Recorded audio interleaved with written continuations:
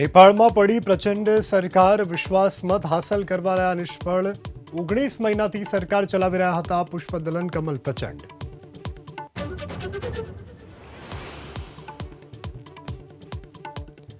રાહુલ ગાંધીની લોકોને અપીલ, કહ્યું કે સ્મૃતિ ઈરાની કે કોઈ પણ હારેલા નેતાઓ વિરુદ્ધ ન કરો અપમાનજનક ભાષાનો ઉપયોગ। જીત અને હાર તો ચાલતી રહેતી પ્રક્રિયા।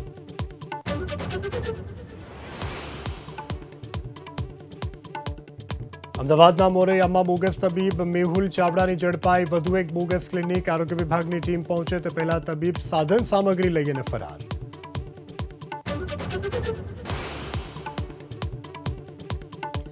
છોટાઉદેપુરની એકલવ્ય મોડલ રેસિડેન્સી શાળામાં ફૂડ પોઈઝનિંગ, એક સાથે 30થી વધુ બાળકોને ઉલટી અને પેટમાં દુખાવાની ફરિયાદ, તમામને સારવાર માટે ખસેડાયા।